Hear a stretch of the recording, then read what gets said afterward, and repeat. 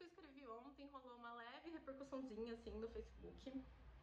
E surgiram algumas coisas nos comentários que eu gostaria de ter pontuado melhor no meu texto, mas que eu acho que é assim mesmo, né? A gente vai amadurecendo intelectualmente conforme a gente vai escrevendo e as pessoas vão comentando e questionando a gente sobre o que a gente escreveu. É pra isso que eu faço isso, né, nessa página. Algumas coisas que eu gostaria de pontuar melhor, que eu acho que são bem importantes, assim, pra entender o meu posicionamento sobre o texto da Lilia Schwartz, sobre o novo álbum visual da Beyoncé. Primeiro, o fato de que ela é uma intelectual branca criticando um trabalho negro. Eu não acho que isso seja inerentemente ruim, no sentido que nenhuma pessoa branca pode nunca criticar o trabalho de uma pessoa negra. Eu acho que isso não é nem realista no mundo que a gente vive, sabe? Se você tem esse posicionamento, você vai ficar muito ofendido e você não vai conseguir seguir na academia, que é a minha área. Então eu não acho que isso seja inerentemente ruim. Eu tô muito acostumada com pessoas brancas, inclusive a maior parte das pessoas que eu conheço que trabalha com textos negros é branca. E eu não acho que isso tem que ser banido de alguma forma, sei lá. Acho que, enfim, nem tem como. Mas eu acho problemático muito quando é uma pessoa, uma intelectual branca, muito renomada, fazendo isso de forma racista. Que foi, pra mim, o que a Lilia Schwartz fez. Ela fez uma crítica racista. Ela se colocou no topo de um pedestal de superioridade intelectual e ela terminou o texto com uma fala extremamente colonialista, falando pra Beyoncé sair da sala de estar. E isso foi uma mega mancada, assim, tipo, e não só uma mancada, não foi ingenuidade, não foi uma mancada, eu duvido que ela não tenha percebido o que ela estava fazendo, foi racista. E a gente tem que chamar do que é, até porque ela é um nome importante, ela tem uma produção intelectual que é referência, e ela, de todas as pessoas, não pode reproduzir esse tipo de coisa quando tá falando de um trabalho negro. Então eu acho importante pontuar isso. Eu acho inerentemente ruim? Não. Mas o jeito que ela fez foi problemático. E toda vez que a gente vê alguém dentro da academia criticando uma pessoa negra dessa forma, isso tem que ser apontado pelo que é. Foi racista. Ela é branca, ela reproduziu o racismo. Por mais que ela seja referência antirracista e sobre história da escravidão. Ponto, ela reproduziu o racismo. E outra coisa também que, assim, tem a ver com essa questão que me incomoda é o fato de que, tipo, ela e outras pessoas são referência de racista no Brasil, sabe? Tipo, no sentido de que é um pouco hegemônico. Lógico que tem pessoas negras que também são consideradas especialistas em racismo e história brasileira, afro-brasileira no Brasil. Mas o fato de que tem tantos grandes nomes na mídia que são considerados referências no assunto é problemático pra mim. E essa é uma questão bem complicada e bem polêmica, mas, tipo, eu sentia isso também quando eu tava no grupo de estudos na faculdade. Em vários momentos eu era a única pessoa negra ali. E eu acho isso problemático.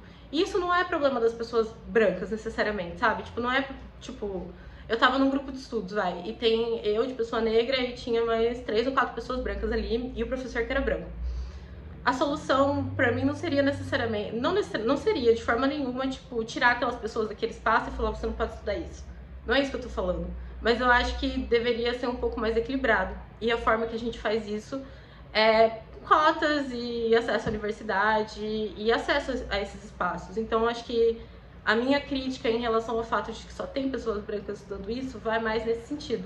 Não é, tipo, retirar as pessoas brancas desse campo de estudo, mas é colocar mais vozes negras de autorrepresentatividade nisso. E esse é um grande motivo pelo qual eu faço o que eu faço. Eu escolhi fazer pós-graduação, escolhi seguir nesse ramo. Porque tem muito poucas pessoas no Brasil que são negras e tem o privilégio de poder ter a estrutura de fazer uma pós-graduação. Então são outras problemáticas. Mas, resumidamente, é isso. Eu acho inerentemente ruim? Não. Próximo ponto, que meio que linka com isso. Comentaram no meu Facebook que o fato dela ter sido arrogante no texto foi talvez uma certa ingenuidade vinda de uma arrogância intelectual, assim. Independente dela estar certa ou errada, ela foi arrogante e isso é um fato. Mas eu não acho que foi ingênuo. Como eu falei, eu acho que... E eu vi isso em outro post no Facebook, se eu achar, eu vou colocar ele aqui em algum lugar. Mas eu acho que o fato dela ter sido arrogante vem muito numa posição de poder que ela sabe que ela tem.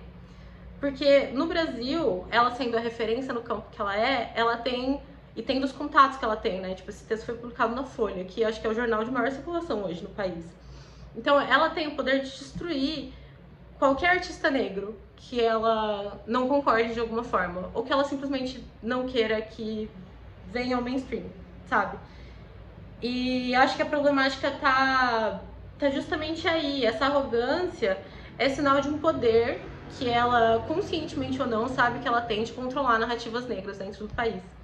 Essa é a maior problemática pra mim, do tom do texto dela, porque ela realmente tem esse capital cultural e financeiro também, e interpessoal, de ditar no Brasil o que é uma representação digna ou não. Espero que tenha ficado claro. Próximo ponto, que já entra mais na crítica que ela fez mesmo, não no fato dela ter feito crítica. Isso me perguntou, uma amiga minha colocou isso, e uma outra amiga minha embaixo perguntou o que eu achava. A minha amiga que colocou isso é uma mulher negra, de pele clara, e que é mestrando em literaturas africanas, então eu achei super válido ela ter feito essa colocação. E eu gosto quando as pessoas discordam de mim de forma embasada, porque isso constrói conhecimento. Mas aí veio um cara babaca lá no meu Facebook e comentou que ela era branca, kkk, assim, branca, Ku Klux Klan. E ela, infelizmente, excluiu o comentário. Aí eu vou comentar isso um pouco melhor agora. A Lilia Schwartz fez a crítica de que a representação de África no clipe era estereotipada.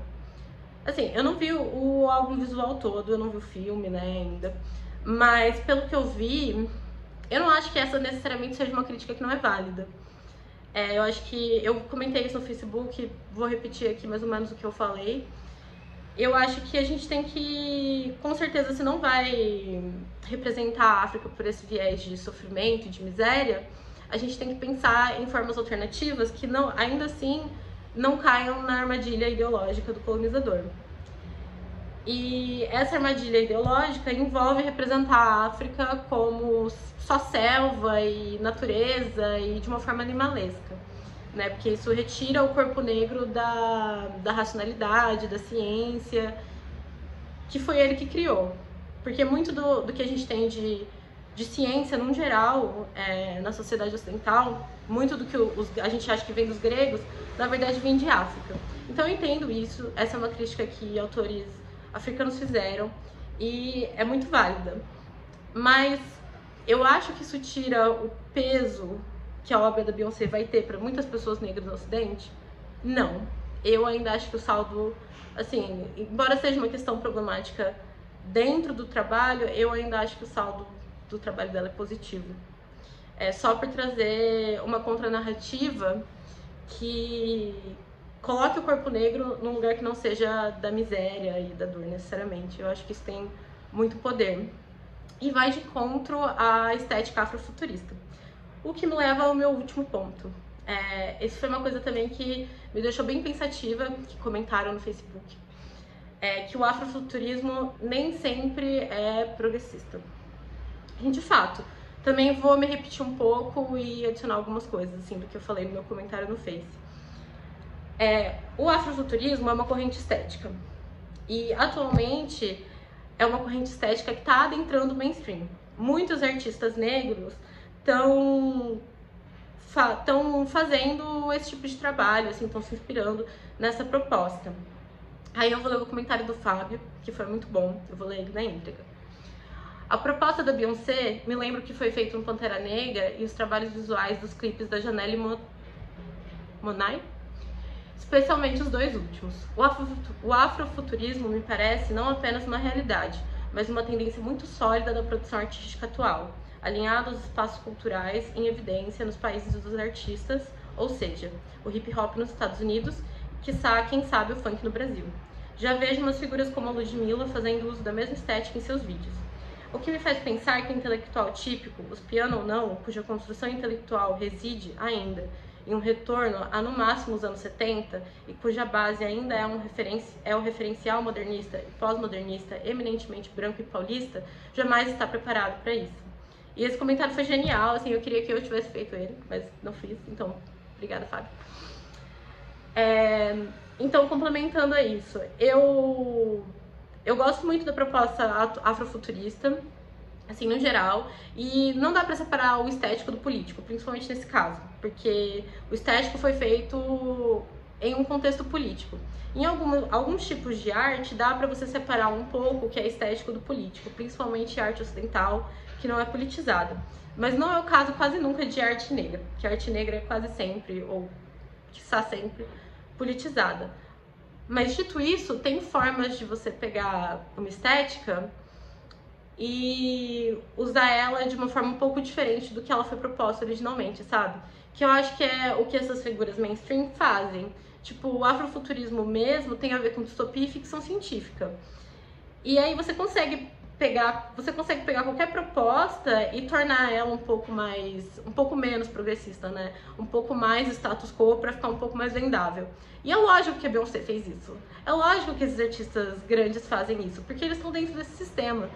E vou repetir isso de novo, assim, toda vez que a gente defende a Beyoncé em alguma coisa, alguma crítica racista que fazem dela, a gente tem que falar isso de novo. Eu não acho que a Beyoncé é o símbolo da luta antirracista revolucionária. Ela não é, claramente não é. Tipo, ninguém tá falando isso, sabe? Mas isso não significa que o trabalho dela no mundo que a gente vive não tenha peso, que não tem impacto. E é muito legal ver uma artista tão grande valorizando a África desse jeito. É só isso. O trabalho dela é problemático em vários pontos? É. Tem como criticar esse trabalho, mesmo sendo uma pessoa branca, de forma respeitosa, que não seja arrogante, nem paternalista, nem racista? Tem. É só isso. Eu acho que esse é todo o cerne da questão da crítica a Lilia Schwartz. A forma como ela fez a crítica foi agressiva para muitas pessoas negras. Não é que a gente está defendendo, agora eu só falo por mim, né? Não é que eu tô defendendo a Beyoncé, que eu acho que a Beyoncé é a minha líder revolucionária, que ela vai ser o próximo Mao Tse Tung da porra dos Estados Unidos. Mas a forma como a crítica foi feita foi escrota. Isso tem que ser falado. Então, eu acho que basicamente é isso que eu queria pontuar, assim. Espero que tenha ficado um pouco mais evidente o que eu quis dizer. E espero continuar a discussão. E a gente continua conversando. Obrigada, gente.